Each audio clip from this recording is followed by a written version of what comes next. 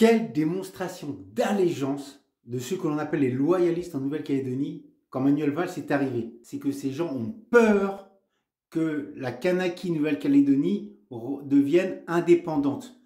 Comme c'est le but des accords signés à l'ONU, comme c'est l'esprit des accords de Matignon et de Nouméa.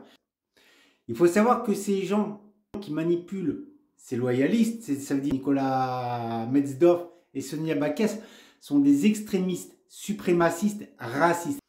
Tout ce qui leur importe, c'est que l'État français soit juste derrière pour maintenir leur position de colon dominant. Sinon, je peux vous dire que l'État français, ils n'en ont rien à foutre. Sonia Backes, présidente de la province sud de Nouvelle-Calédonie, qui multiplie les décisions ségrégationnistes, qui mène une politique d'apartheid.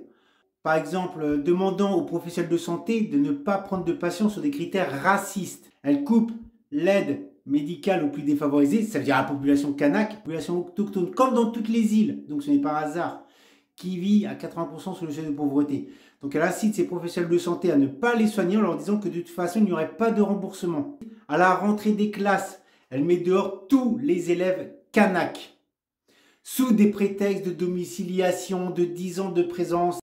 Désormais, pour inscrire un enfant dans une école publique de la province sud, il est obligatoire de fournir un justificatif de domicile récent au nom des responsables légaux, tels qu'une facture d'électricité, d'eau ou une quittance de loyer.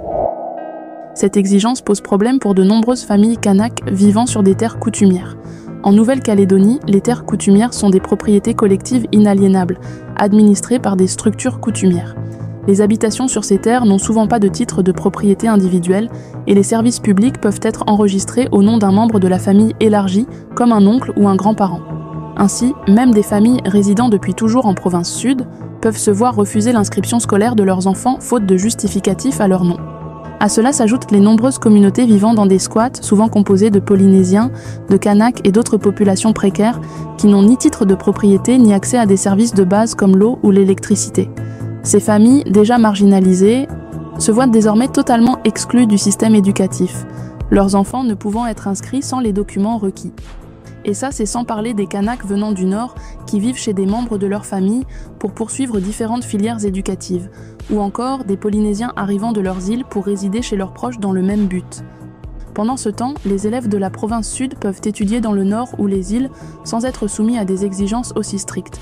Cette asymétrie est flagrante et met en évidence une gestion inégale entre les provinces. Pour nous, quand même, il y a une atteinte au droit à l'éducation qui est vraiment pour nous caractérisée. Quand on demande 10 ans de résidence dans un endroit pour bénéficier d'une bourse, nulle part sur le territoire national français ça n'existe ça. Et on ne comprend pas que le Haut-Sarial laisse faire ce genre de choses alors qu'ils sont censés appliquer un contrôle de légalité.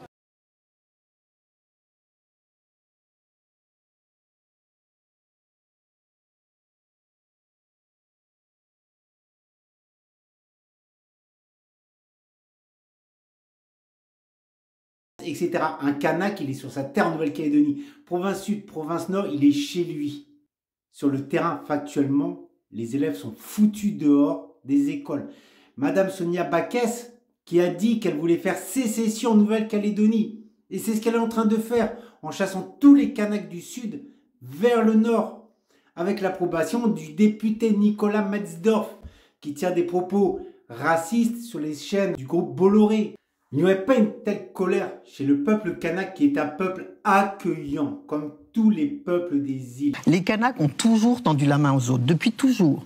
Ça a commencé de façon très visible à Nainville-les-Roches en 83, où ils ont accepté les victimes de l'histoire, ce qu'on appelait les victimes de l'histoire. C'est-à-dire tous les descendants de ceux qui avaient été transplantés en Nouvelle-Calédonie de façon involontaire par le bagne, etc. et tout, ou tous ceux qui se sont installés de bonne foi, comme les colons feuillets de l'époque, à la fin du 19e siècle. Donc ils ont accepté déjà tous ces gens-là. Il y a eu après des immigrations du Vanuatu, d'Indochine, etc. Enfin, tous ces gens-là, ils ont leur place en Calédonie, ils les ont accueillis. Il n'y aurait pas une telle colère s'il n'était pas sous la soumission de colons, de descendants de colons dominants. La réalité, elle est là. C'est Nicolas Metzdorf, c'est Sonia Backes, descendants de colons dominants ou extrémistes avec des politiques fascistes et d'apartheid, refusent les signes identitaires kanak.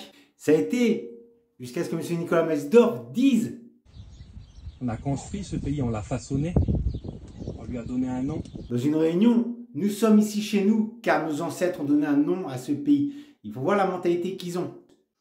Avec une Madame Sonia Backes qui a une politique d'apartheid, qui prend des décisions, il n'y a pas plus fasciste que ça, demander à faire sécession, faire des soins sur des critères racistes, accompagné d'un Nicolas Metzdorf, descendant de colons dominants,